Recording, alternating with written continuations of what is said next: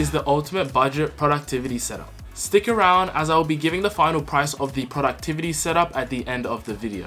Don't forget to subscribe to the channel as that is well appreciated. Let's get through the products that make up this whole productivity setup. First on our list is the HiPads Moon mouse. This has a really nice clean design. It comes in an extra large and an extra large, so it's just going to be a bit more pricey if you want to get the extra large. So going through the quality, it isn't too bad. The design still looks really nice on the mouse pad. There's not like a lot of smudging of the actual design, which I've seen with other mouse pads, but with the HiPads one I have here, the Moon mouse pad by HiPads, it does a great job at showing the quality, and it's honestly really good when it comes to lasting you for a long time. I've had another HiPads mousepad and it's lasted me a long time. And this mousepad comes at an affordable price at just 50 Australian dollars for the extra large version and then $65 for the extra large. And comparing this to other big brand mousepad companies like Razer and Logitech, where the quality isn't really too good and most of them are bought because of the brand. As we've seen with Logitech, I used to have a Logitech mousepad and it was insanely thin, like it's actually crazy. It was like paper. It was not good. It felt like absolute paper. I'm just sliding my mouse on paper. But with the HiPads mousepad, it has a bit of thickness, which really does show, especially when you're using the mousepad, and the durability of the mousepad when it's just a bit more thicker and it will last you a longer amount of time. Overall, this mousepad does match my aesthetics of a black and white setup, which I'm trying to go for in this productivity setup. Our next item is the mouse, and I know a lot of people are going to be like, why are you using a gaming mouse in a productivity setup? That doesn't make any sense. That's just one mouse I had lying around. It is the Razer Basilisk Essential. First of all, this mouse is really hard to find in stores. I don't think you can even get it in stores at the moment. I got it around 2020 and I got it for 45 Australian dollars. Honestly, the design is great. I like it. It's comfortable for my hand. It is a mouse which is suited to people with smaller hands. It's a small mouse. It's not too big, but comfortability wise for your thumb, it rests really nice on the mouse, and within the ergonomic kind of shape of the mouse, it does a great job at just keeping it comfortable and simple. It doesn't show a lot of RGB, which I kind of like. The only RGB is the Razer logo. I like the addition of the side buttons. That just helps if I would like to put any macros into for my editing softwares or just Photoshop and stuff like that. One thing I like about the mouse is the eternal DPI memory, where you're just able to save DPI settings on your mouse. I know you can do this in a lot of mouses, but it does a great job here where I can go through the DPI settings, how fast, how slow I want my mouse to be. And as I said, it's mainly a gaming mouse, but it does its job in the productivity setup and it's pretty cheap compared to other mouses. Our next peripheral is the Drop Enter TKL keyboard. So the Drop Enter TKL keyboard is honestly great if you want something that isn't too big but also packs in a lot of functions like the F1, F2, F3 functions and the arrow keys. And the TKL form factor, in my opinion, is probably the best for your productivity setup. Full-size keyboards take up too much space, 60% keyboards are too small and don't have all the function keys you'll be using in the Photoshops. Just to clarify, this keyboard is not hot swappable, which is kind of a bummer because it's 130 Australian dollars, but it is 75 USD. The switches in the keyboard are Halo Trues, which I don't know if anybody really knows Halo Trues. They're kind of similar, I would say, to Holy Pandas, but a bit on the squishy side. So they kind of feel a bit membraney, if that makes sense. Like it feels like a membrane keyboard, but also feels like a mechanical keyboard, if that makes any sense. At the end of the day, the Drop Enter keyboard does its job in the productivity setup. It helps in the editing software, helps in Photoshop and much more apps. And the switches might be a bit annoying because they're squishy, but they're actually pretty quiet. And when everyone's sleeping, I can still use the productivity setup compared to my other setup where the keyboard is so loud and a bit annoying, but it is extremely loud, so I just cannot use it. If you'd like to get this keyboard, the quality is not that bad. It has a metal base, like a light metal base, which the quality is insane, like really good. I think this could withstand drops. If you were to drop it on the ground, it would still work. But if you want to buy the exact same keyboard, this keyboard comes with either silver switches, Halo True switches, and you can click the link in the description down below where I have all the other products listed. Next we have, I think, probably, I would say the worst product in the setup. It's the DELL 22-inch monitor. First of all, this monitor, I would never recommend it to anyone. I had it lying around. It was the only monitor I had lying around, so I decided to put it into the productivity setup. But later on, I'd love to get a bigger monitor because it's just way easier to edit on.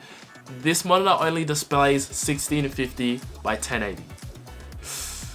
So it doesn't really look like a rectangle like your average monitor, but kind of gives off this square. So it's not the best. It is definitely not the best monitor. And again, it does get the job done, but it's not a great monitor, and I wouldn't recommend it to anyone. I don't think you can even get these monitors in stores. Maybe Facebook Marketplace or eBay, but I don't think you can get it in any store. And also, it only comes with 2 ports, VGA and DVI. Like, that's so old, goodness me. But it does make sense. It is an old monitor, so it's gonna have the old ports. But besides that, it does its job. It's a temporary monitor, and I'm definitely gonna be replacing it soon. The headphones I use are the Audio-Technica ATH M20Xs. These are great. For like 69 bucks Australian dollars, it does a great job. Headphone quality is clean, and I definitely would recommend these headphones. They're like studio headphones, so they do a really great job at projecting amazing audio quality, and I use these when editing my videos, listening to music, or just watching YouTube videos. Next product on the list is pretty underrated. It's the Zera 3-in-1 wireless charger. So for 75 Australian dollars and 50 US dollars, you're getting a charger which is able to charge any MagSafe devices, wireless devices, or even Apple Watch devices. And by wireless, I mean any phone that has iQ wireless enabled. If you're able to charge the phone wirelessly, you can put it onto this charger. But I really love the charger that it's not too expensive, because when you look at other brands, or if you look at Apple's, the prices are insane. But it makes sense, that's Apple. But if you look at third-party companies like Belkin, they really don't have any reason to make their chargers that expensive, ranging from $150, $180. It just doesn't make any sense. Because at the end of the day, all these chargers are going to charge the same, and they're going to charge at the same speed. This is a great accessory if you'd love to travel, so you can easily fold it up, slap it in your bag, and take it out whenever you need to charge your iPhone, Apple Watch, or your AirPods. The MagSafe charger is pretty responsive, but one problem I've been going through with this wireless charger is that the MagSafe charger kind of stops charging, then charges. I don't know if maybe because I had a sample, this was sent out to me, it was a sample. I think the actual product definitely is more responsive and charges continuously. But other than that, it does a great job at being really portable if you're a traveler or if you're traveling, and if you'd like to put it on into your productivity setup, it's great for that. So the desk holding up this whole setup is from IKEA. So it's a light captain tabletop, and then the 4 legs from DELL.